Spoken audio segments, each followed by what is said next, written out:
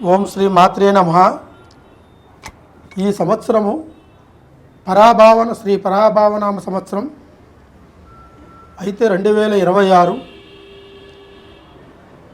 ముందుగా ప్రజలందరికీ నమస్కారం. ముందుగా మనం తెలుసుకోబోయేది మన రాశి ఫలితాల గురించి. ఈ రాశి ఫలితాలు ఎలా ఉంటాయంటే జన్మ నక్షత్రము నామ నక్షత్రము ఉంటుంది. జన్మ నక్షత్రం అనేది పుట్టిన తేదీ నుంచి వస్తుంది. నామ నక్షత్రము అనేది పేరును బట్టి మనం నామకరణం చేసుకున్న నామకరణం నుంచి వస్తుంది. కర్కాటక రాశి ఈరోజు ముందుగా మనం తెలుసుకోవాల్సింది కర్కాటక రాశి. ఈ కర్కాటక రాశి గల వాళ్ళకి భగవంతుడు అన్ని విధాలుగా మంచి లక్షణాలని మంచి ఆలోచనలు ఇస్తాడు.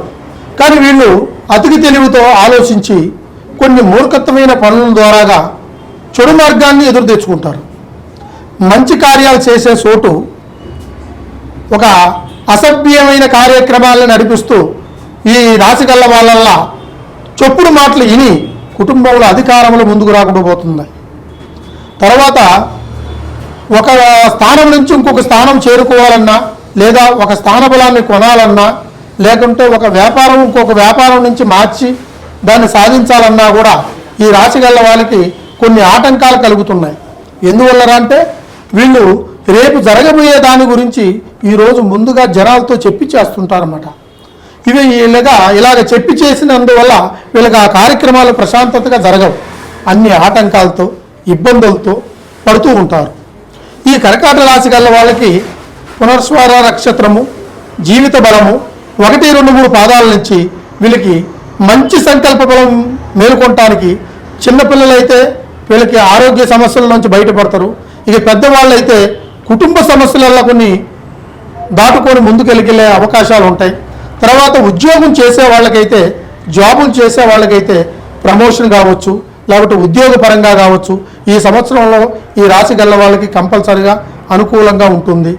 అదేవిధంగా కుటుంబంలో మాత్రానికి ఈ రాశి గల్ల వాళ్ళకి అత్తాకోడళ్ళ మధ్య గొడవలు కానీ, లేదా కుటుంబ సమస్యలల్లో గొడవలు కానీ, భార్యాభర్తల మధ్య గొడవలు కానీ, లేకుంటే బయట నుంచి తీసుకొచ్చుకున్న సమస్యల్ని ఇంట్లో పెద్ద చేసుకొని ఇల్లంతా అల్లరి పాలైపోయి కుటుంబంలో 4 రకాలుగా ఇబ్బందులు పడే అవకాశం ఈ రాశి గల్ల వాళ్ళకి ఉంది. వీళ్ళు కొంచెం ముందు జాగ్రత్తలు పాటించాలి. ఏ విషయాన్ని ముందుగా జనాలతో చెప్పి చేయకూడదు. ముందడుగు వేసేటప్పుడు 2 అడుగులు వెనక్కి వేసి ఆలోచించి చేయాలి. లేకుంటే మీకు నచ్చిన విధంగా పోయారనుకోండి, అవి ఖచ్చితంగా ఉచ్చులు తగులుకున్నట్టుగా మీరు. ఎందుకంటే సామర్థ్యంలో ఏ కార్యం చేయాలనుకున్నా కూడా మీరు చిన్న పొరపాటు చేసినా కూడా నలుగురికి తెలిసిపోతుంది. నువ్వు మంచి పని చేసినా తెలిసిపోతుంది. కానీ ఆ చేసే పని మనకి మంచి అనిపించుకుంటే అంతవరకే సరిపోదు. అది అవతల వాళ్ళకు కూడా ఇది మంచిగా అనిపించాలని ఒక ఆలోచన కలిగినప్పుడే నువ్వు అనుకున్న స్థాయి నుంచి ఇంకా పెద్ద స్థాయికి ఎదగలుగుతావు. అంతేగాని నీ వరకే తప్పించుకొని చేసుకునే ఒక ఆలోచనలు బట్టి చేసుకుంటే ఆ కార్యక్రమాలలో కొన్ని ఆటంకాలు నువ్వు కొన్ని తెచ్చుకున్నట్టుగా ఉంటుంది. తర్వాత వీళ్ళకి బలమైన గండం తప్పిపోయి ఉంటుంది గతంలో. ఇక మీద కూడా గండాలుగా ఆచారాలు తొలగిపోయే అవకాశాలు కూడా ఉన్నాయి. తర్వాత కళ్యాణ బలం జరగని వాళ్ళైతే ఖచ్చితంగా ఈ సంవత్సరంలో ఈ కర్కాటక రాశి గల్ల వాళ్ళకి కళ్యాణం జరుగుతుంది.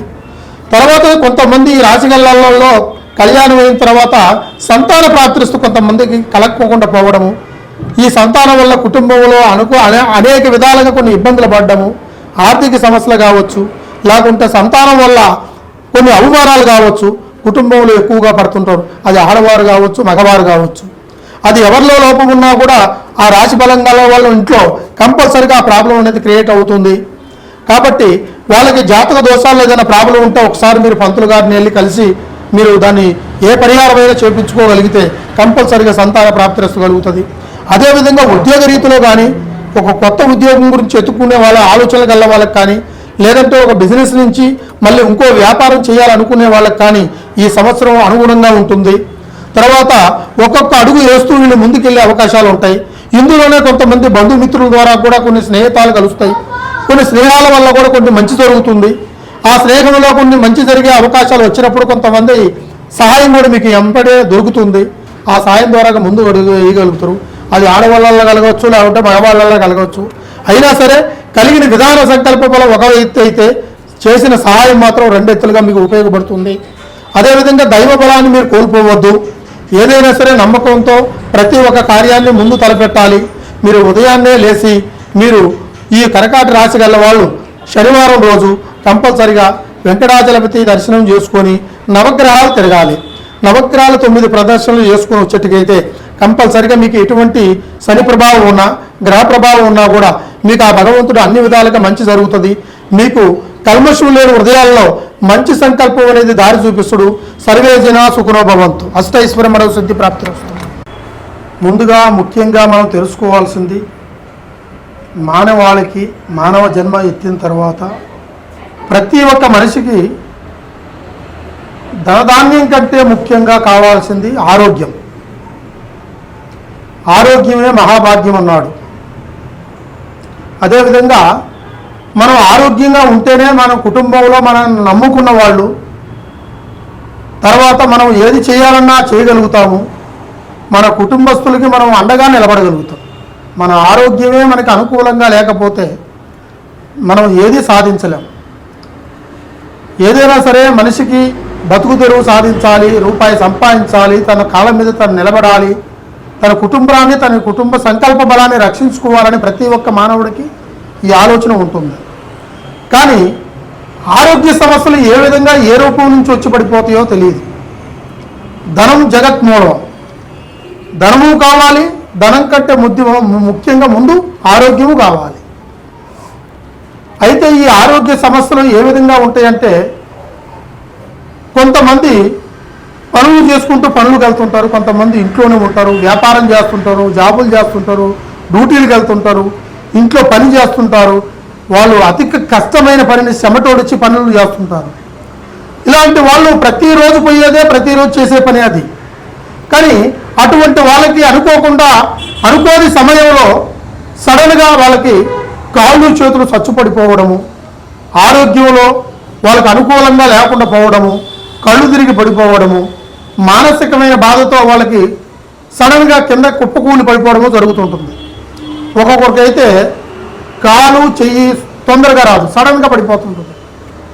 అయితే దీంట్లో కొన్ని సమస్యలు ఎలా ఉంటాయిరా అంటే, ఇవి ఆరోగ్యానికి సంబంధించినవి అయితే కొన్ని ఉంటాయి, కొన్ని ప్రకృతికి సంబంధించినవి కొన్ని ఉంటాయి, కొన్ని మానవాళికి ఇవి కొంతమంది చెడు ప్రయోగాలు ప్రయత్నం చేసి మనిషి మీదకి ప్రయోగిస్తుంటారన్నమాట.